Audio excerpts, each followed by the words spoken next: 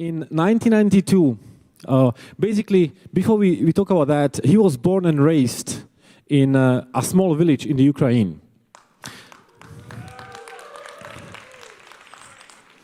In 1992, he came to California and became an engineer. He was hired by Yahoo in 1997. After a while, he left and he tried to get a job at Facebook, unsuccessfully.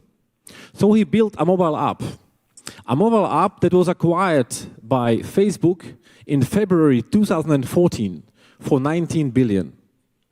Today, he will be interviewed by his friends, which he refers to as the godfather of WhatsApp. Why? Because WhatsApp literally was born on his kitchen counter, and he was the first user of WhatsApp. So, without any further ado, please get on your feet and join me in welcoming Jan Koum and Alex Fishman. Thank you. Thank you so much. Thank you so much.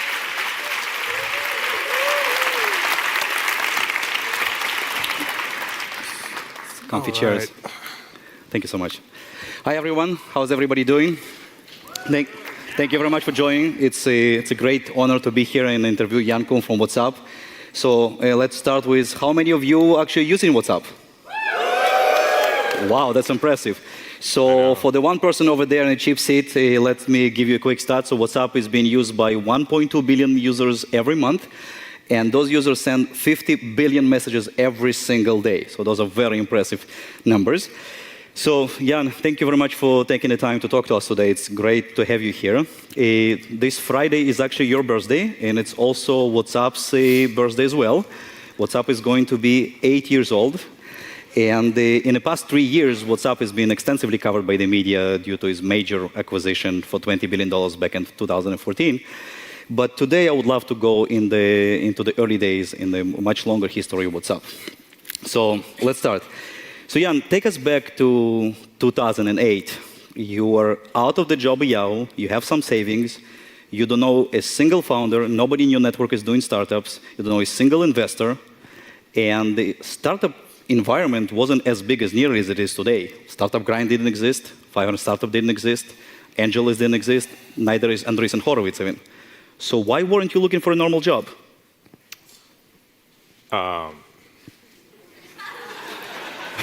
Well, probably the same reason why everybody here is in the audience today. Mm-hmm.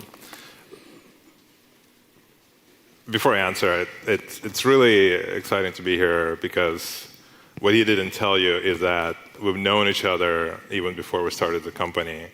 And as I was developing the idea and kind of thinking about the name, he was the guy that I would bounce my ideas off of. And I think it's really important to have that person in the life of the company, especially as you're starting to put things together. But why was I not interested in a job? I just finished doing 9 years at Yahoo. Doesn't sound as bad as I made it out to be. It was actually a great job and a great company to work at. But after 9 years working at a big company, it was not something that I was interested in doing, is to go join yet another big company. And so I took time off, which was great. And then we started kind of thinking about, well, what can I do as a fun project to not have a job? And we stumbled on this device called iPhone, which back then was pretty revolutionary. I mean, today, every single person has a smartphone, clearly, as they can look around and see people holding it in their hands. In 2007, if you kind of rewind back, iPhone was just announced and launched. And 2008, there were not a lot of people buying smartphones. And the ones that existed didn't really have, like BlackBerry and Nokia, they didn't really have a good app ecosystem, and Andrade wasn't even around back then. And so for us, tinkering with this new device was just kind of like, in some way, an excuse to not having to go get a job and interview. Good. So, Jan, I remember vividly our first conversation about WhatsApp. And when I was preparing for this interview, it dawned on me, we actually never talked about anything else. So was WhatsApp your first and only idea, or you have other friends?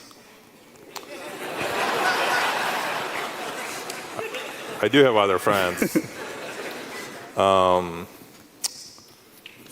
So for the most part, yes. We just kind of got lucky and stumbled into it. The messaging wasn't the first idea, and I think we're going to touch on it in a second. But the idea of an iPhone app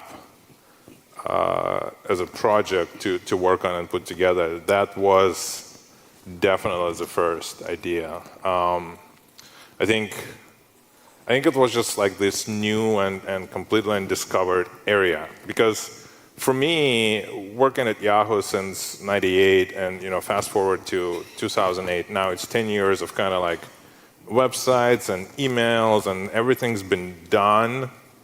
And mobile was new. It was like this fresh, undiscovered area. And so, in terms of the idea of doing something on mobile, yeah, that was the first one. In terms of how it kind of stumbled into what the product eventually became, that obviously took some time. Of course.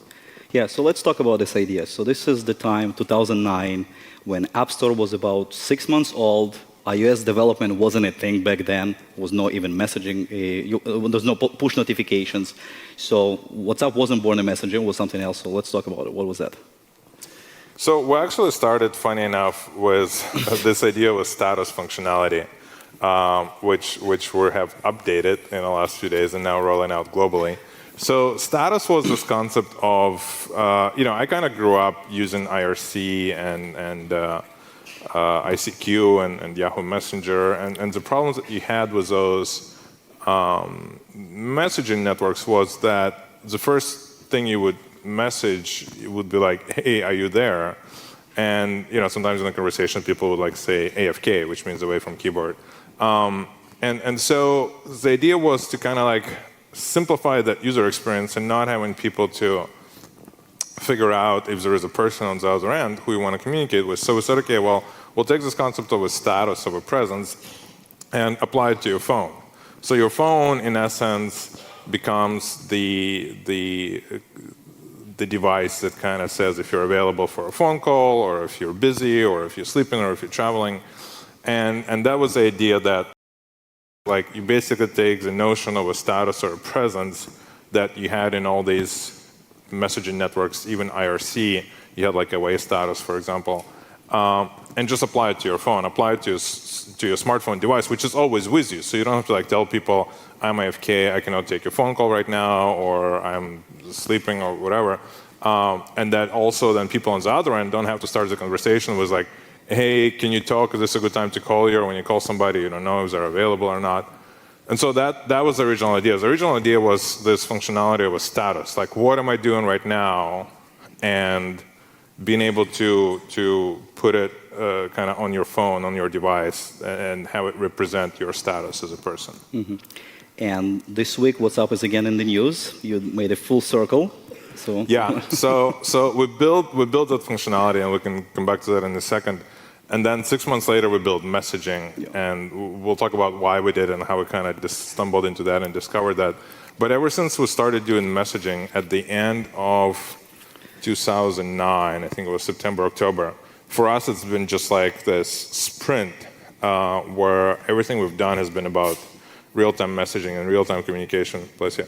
And we basically spent the last 8 years focused on messaging. And throughout all this time, we had this old status functionality in our application that we've always wanted to kind of update and refresh, and it looked the same and it functions the same for the last 8 years. And so this year, finally, this week, we started to roll out the new status. It is actually more interactive and more real time, and it lets you post pictures and videos kind of as your status. Congratulations on your launch this Thank week. you. That's beautiful. So let's go back to this very first build. So you built the first server app. It was running on your Mac Mini in your home office, and the iOS app was built by Igor, who was your first hire and actually still works at WhatsApp, and Yep. you recently made a big profile on him. So you went through the Apple approval process, you released it to the App Store. What did you do then? Then what? Well, then we've discovered a bunch of bugs. and so And then we've discovered that after we fixed all the bugs, nobody still used the products that we built.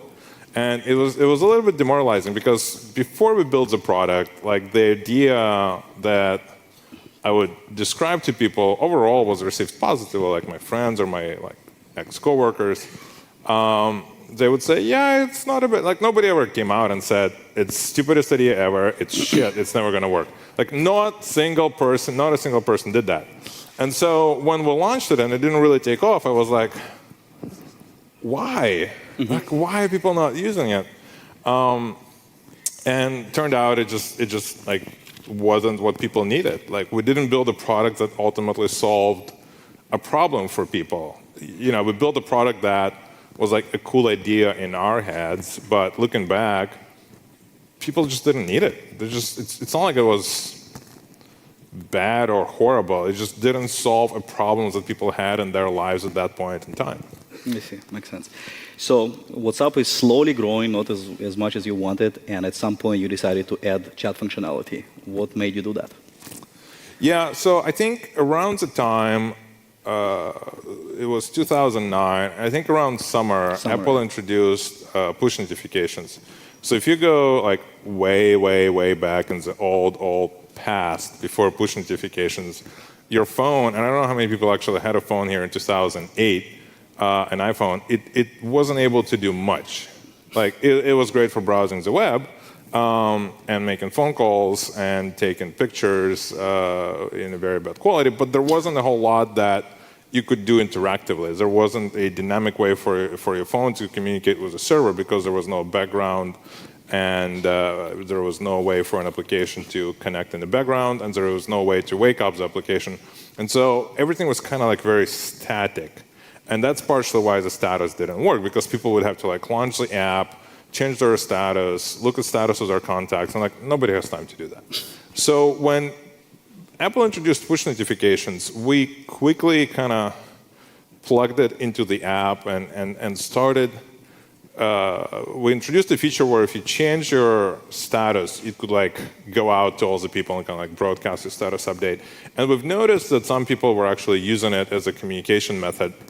And then people would also write into us and say, look, you kind of have this way for me to communicate with my friends using push notification.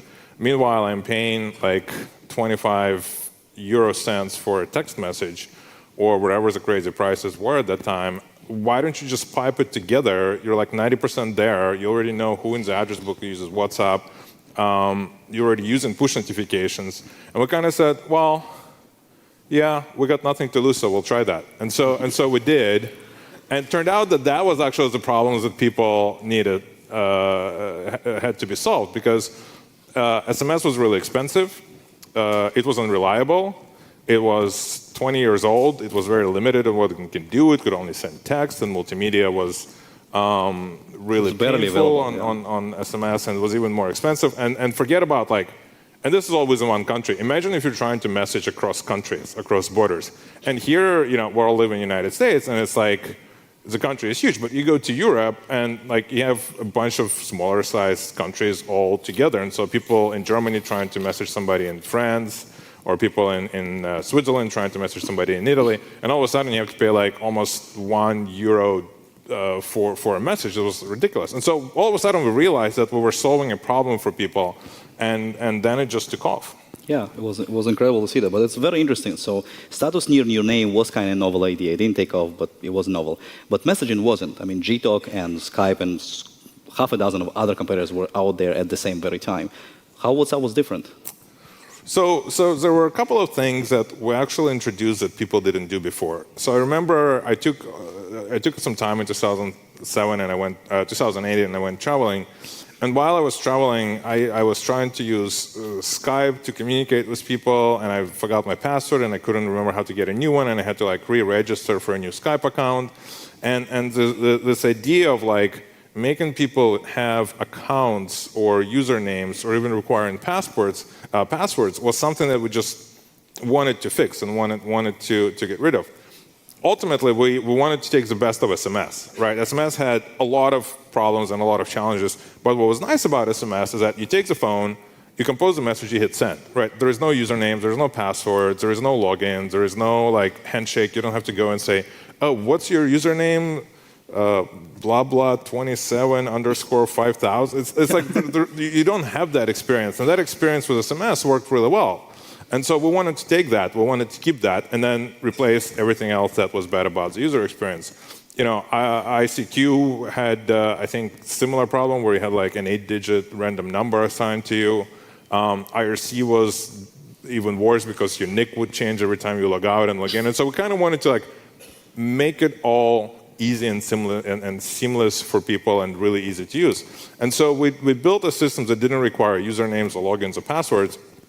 And we built it for status, but it applied and worked really well for messaging. So when we plugged and piped messaging into the product, we kept the simplicity of the application. And I think, you know, obviously these days, if you look at a lot of applications, you kind of use the phone number of your phone and the phone number in the address book of your contacts. And they do a lot of things that we kind of started doing back in 2009 that I don't think anybody was doing back then. Definitely. So I think that was the kind of the innovation that made people really want to use our app. And also your contact list on your phone is actually your actual network, people you actually communicate with, right? People you care about. Absolutely. Like if you remember back to the old days of, I don't know, like Yahoo Messenger or Skype or anything like that, you actually had to go and add people.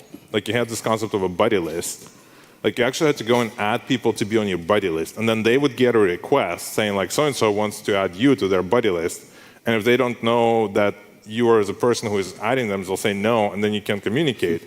Or, you know, you build a buddy list of 20, 30 people, but you have 100 friends. So like, what do? You have to like keep going, and it's tiring.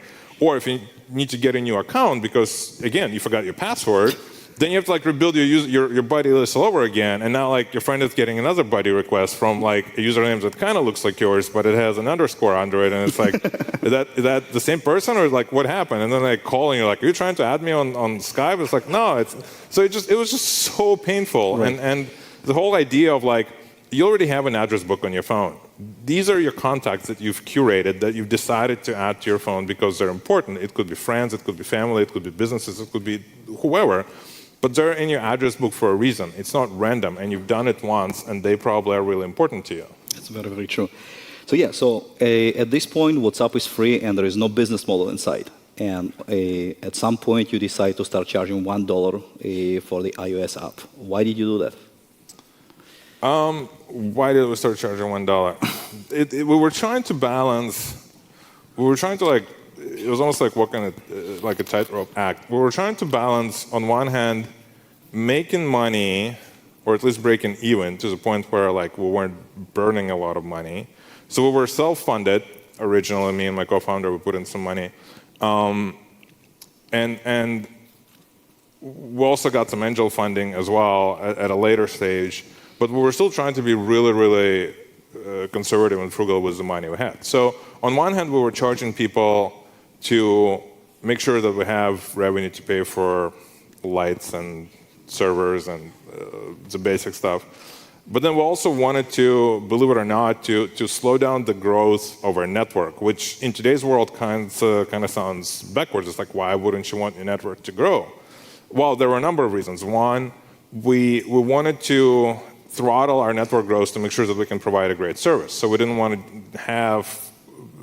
be known as a company that has outages, or a company that can't provide a good customer support, because all of a sudden you have a flood and influx of users into your network, and yet they can't provide help, they can't get customer support, your servers keep falling over. Like we wanted actually to have somewhat of more of an organic growth. And I think that's the reason we just felt that having a paid relationship with our customers would create a better relationship in general, because when they pay for a product, they would want to continue using it. Right, makes sense. That's great. So let's see. So phone number is as ID, contact list is your network. Those are the two important aspects. There's actually another thing. So WhatsApp was growing outside of the US, and as a huge contribution to its growth, hundreds of millions of users using the WhatsApp outside of the US. One of the reasons for that is because WhatsApp was cross-platform from the very, very early days. So, back in the day, it was iOS, Android, Windows, 2 BlackBerry platforms, and 2 Nokias. And Nokia actually played a big role in WhatsApp growth. Can you talk to us about that? Yeah, Nokia was huge. I mean, I was probably the only person who had a Nokia phone amongst my friends in 2006, 2007. I had a Nokia candy bar phone. And I remember like I had it jailbroken. I had this Netmon software installed that showed you like which cell you were connected to and like the signal strengths in different ways, not just like with the bars. And so I was really attached to my Nokia phone. It was great. Like it had Bluetooth. I could like play music on it. It was just really, really cool. Like I even had internet. Like I can even use it to connect to an internet. Like I remember using it as like 3G hotspot or something like that. Maybe not 3G hotspot, but it had 3G connection, so I could actually like connect it to an internet and get like a very basic rudimentary black and white web page if I went to a website. And so I really loved Nokia. And going back to Europe or just like visiting my friends in Europe and Russia, Ukraine, or Israel or other countries, I would see that Nokia was really, really popular all over the world. And for some reason, not in the United States. And that's fine. But when we started building the app and when we were deciding which platforms to support, we actually made a commitment to build for Nokia early on because we knew there were a lot of people. And Nokia S60 was actually a really, really powerful operating system. It had like multitasking, it had full internet connectivity, you could like auto start an app. I mean, it made iPhone look like a joke in terms of functionality you could get back in 2008 on Nokia versus an iPhone. And so we built our app for Nokia, and it actually helped fuel our growth in a big way because there were a lot of Nokia users on S60 and S40 who wanted to connect and be part of WhatsApp group chats and WhatsApp messaging with their friends. And then when they went to buy a real iPhone, then actually they obviously stayed with WhatsApp. Exactly. Yeah, of course. Okay, so let's talk about Sequoia. So Sequoia makes about 10 to 12 investment during the year. That's all they do. That's it? That's it. And I didn't know that. Yeah, well, okay. And I'm sure there are many people in this audience would love to be part of the lucky dozen. So can you share your secrets how to secure Sequoia's funding? I don't know. That part of my life was kind of like a blur. We were going so fast, and just like things happened. I think at some point, I can't remember what triggered it, but at some point we started having a conversation about funding. I think somebody approached us. They were like, "Hey, why don't we give you money?" It wasn't Sequoia, it was somebody else. And I think that triggered the internal conversation with me and my co-founder, Brian. It's like, well, maybe we should take money. And then I remember talking to Jeff Ralston, who was our coworker from Yahoo, who is now at YC. And Jeff gave us this really good advice. He's like, you want to raise money when you don't need money. Because when you need money, you're not going to be able to have the terms that you want, and you're not going to have the leverage. So his point was like, it's always good to have money in a bank. You can always do stuff with it. If you're going to raise money, do it now, and don't wait like a year or two down the road when you run out of your angel funding or whatever money you would have. And so we kind of started having these conversations internally. And I think just by pure timing coincidence, around the same time, Sequoia reached out and came in to meet us. And we didn't really have any like a pitch deck. We didn't really have a single PowerPoint slide. We didn't really have anything. And they wanted to invest in us, and we're like, well, okay, maybe we should talk to a couple of other firms. So we went and talked to a couple of other firms that also reached out in the past 6 months to us. And eventually we picked Sequoia, and they just made the process really easy and really lightweight and really simple for us. They really wanted to be a partner in what we were doing. And to us, it was just more of a natural fit. So let me get it straight. You guys were, Sequoia reached out. It's not like you were chasing them, right? So the important thing is you actually build a product first that actually people use and they enjoy using that, and then investors will come after you. Yeah, we were not focused on raising funds. We were focused on building the product. We were focused on like supporting our users. We were focused on making sure that our servers were functioning and staying up, and we were making sure that we're building features fast enough to make our customers happy. And so we were not thinking of funding at all. That was not our primary focus. It was not even our secondary focus. Mm-hmm. We were busy interviewing and hiring and submitting new releases and fixing bugs. And I think having a product and having a growth that we were having at the time is what triggered the interest of all those firms. And I think Sequoia had really good pulse on what was going on with mobile, and I think they recognized early on how important mobile was going to be. And I think using the analytics that they had that kind of showed them which apps are growing faster than the others, they reached out to us. Yeah. So there's another thing that you said. You never had a pitch deck. Right. Is that right? Wow. So let me get it straight. So you never had a pitch deck. You never chased investors. You always ignored the press. You never won a crunchy. I can't believe you got me to do this. You never won the crunchy, right? You haven't spent a single dime on advertising or marketing. So that's the opposite of every single instinct of every single founder out there. I still hope to win a crunchy one day. one day you'll get a crunchy when 2 billion users. So what's the story? How do you do this? Like it's opposite of every single instinct. Yeah, it's kind of like that. We always talk about Seinfeld. It's kind of like that George Costanza. You do everything in. You refuse to wear the puffy shirt today. We did do everything different. Like for example, we when you look at our technology stack, for example, everybody in Silicon Valley uses Linux, and like 10 years ago, everybody used Linux and Apache, and that was kind of like the standard. I think it was called LAMP, Linux, Apache, MySQL, and Perl. Yeah.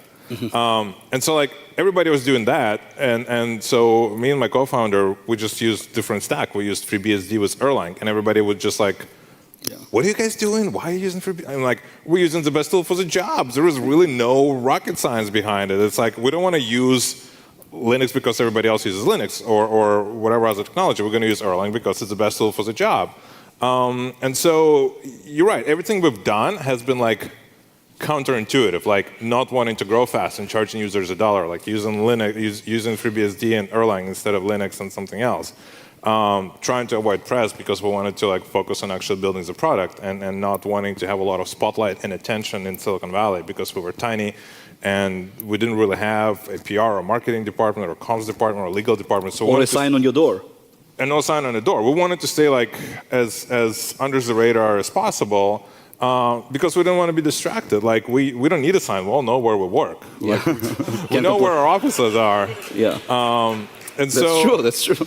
And so we just figured like the less distraction we have, the more room we have to make mistakes, fix them, try new things, iterate, and just keep doing what we want to do.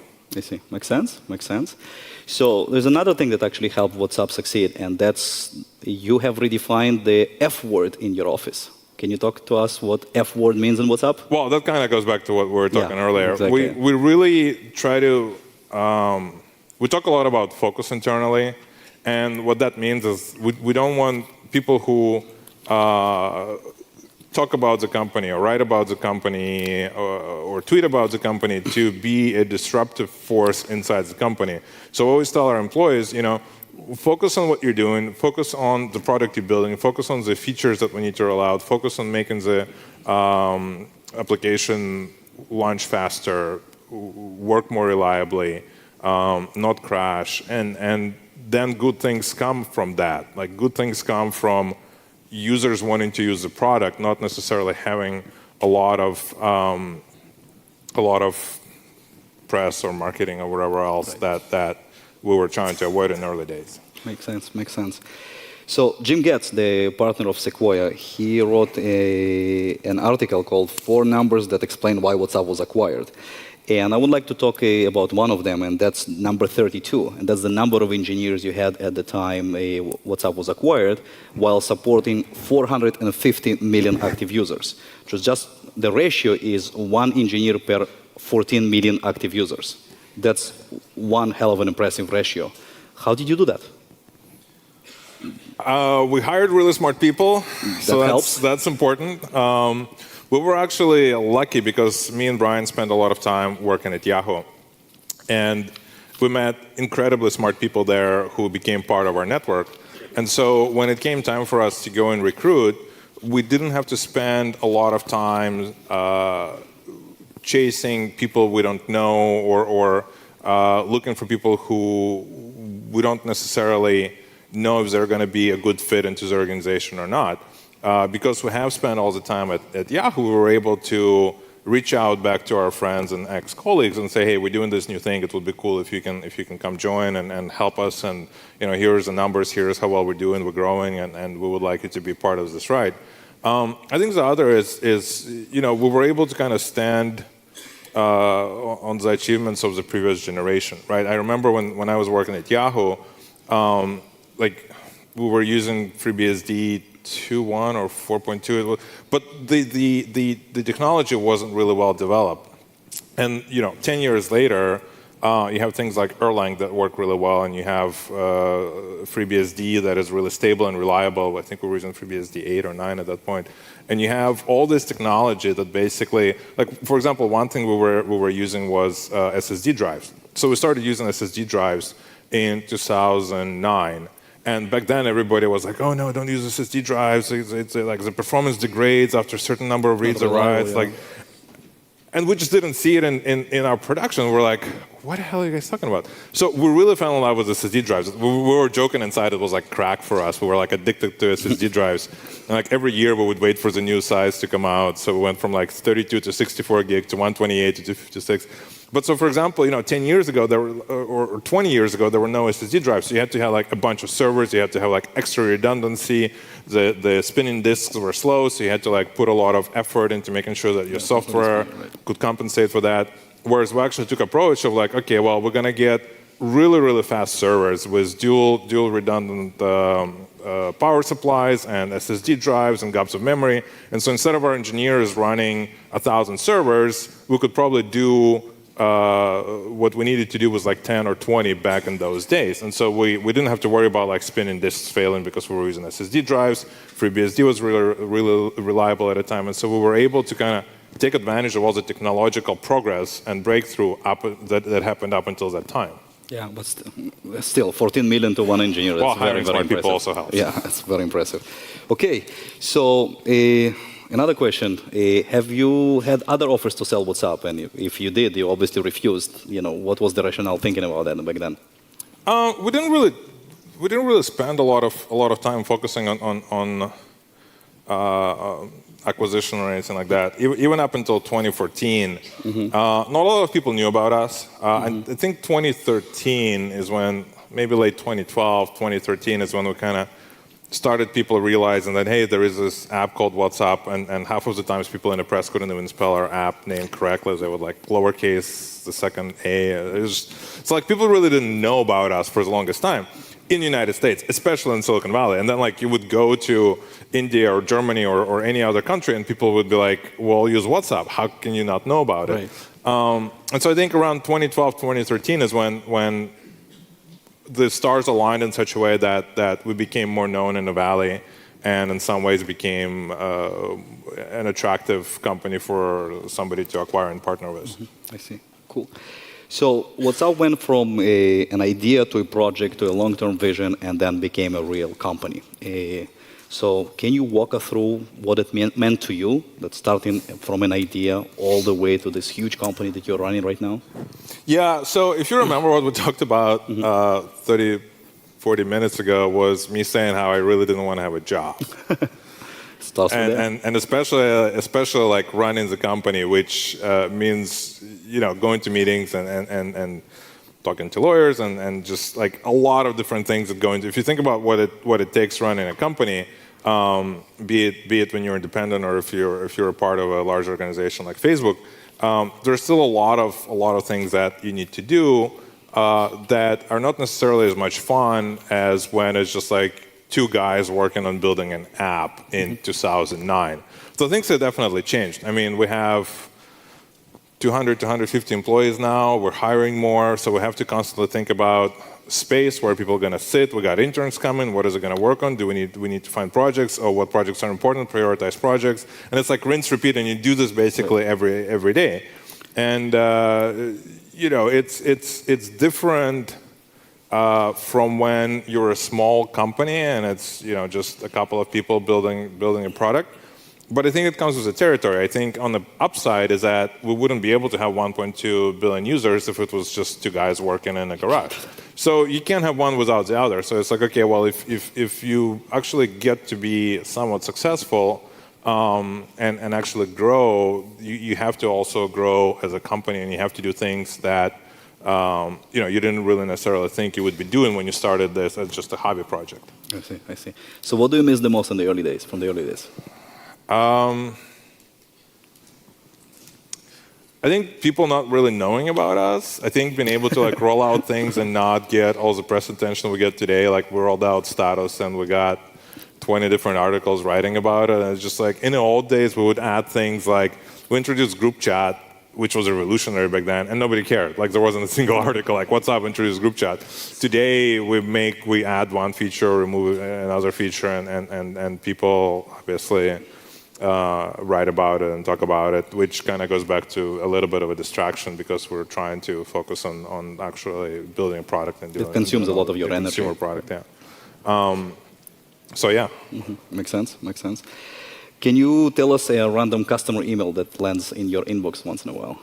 Oh man, I still get customer support emails. You do? I do. People still write into me. I can't think. I think there was one where it's like 2009, 2010. Somebody wrote in and said WhatsApp doesn't work well when it rains outside. When it what rains? Rains. Okay. Like that was. What was the resolution? I don't know. I don't think we spent a lot of time debugging that one. I see. Like reboot your phone. I don't know. Yeah, I understand. Good. So, can you talk to us about the balance in running a startup and a personal life, or trying not to marginalize your personal life when you run a startup? Oh, there is no balance. Like if you have a chance to be successful and you kind of give it all, you're probably gonna end up not having great of a balance. I think it goes back to like our interaction. Basically 2011, 2012, 2013, I kind of just like disappeared off the radar. You used to have these parties every week at your house that our group would go to. And I think starting at around 2010 or 2011, I stopped going to most of them because we were just working so much. I think during those two, three years, as we were growing and we didn't really yet have enough employees to kind of help us with everything, me and Brian would spend weekends working at a company, and then as we kind of got a little bit more stable and more mature, we were like, okay, well, we'll give ourselves a Sunday off. And then obviously now it's a little bit more balanced. Like we don't really spend 80 hours a week at the office anymore, which is great because now you can enjoy things like spending time with your friends and family, which we kind of put on hold for 2-3 years. But I think the other thing is like I probably weighted 50 pounds less before I started WhatsApp. So it's like another sacrifice you make. Like you don't get to see your friends, you don't get to see your family, you don't get to like do the things you want to do, like work out or play ultimate frisbee or go to the gym or anything else. And so if you really kind of go all in, you go all in. There is no kind of if or but or anything else in between. I see. Makes sense. Well, I think we're running out of time. So, any closing thoughts for the audience here today? Keep trying. If there's one thing that you can learn from our experience, it's like if your original idea is not successful, use what you've built to pivot into something else. We were lucky because we were able to use the status functionality to build messaging on top of that. We didn't have to change a whole lot of code because the logic of taking the phone number and connecting people, other people on the WhatsApp network together was already there. And so I think, just keep trying and keep trying to find a solution to people's problems. I think that's fundamentally what helped us get successful. Makes sense. So keep grinding. Thank you so much, Jan. Thank you. Thank you so much, Jan. Thank you so much.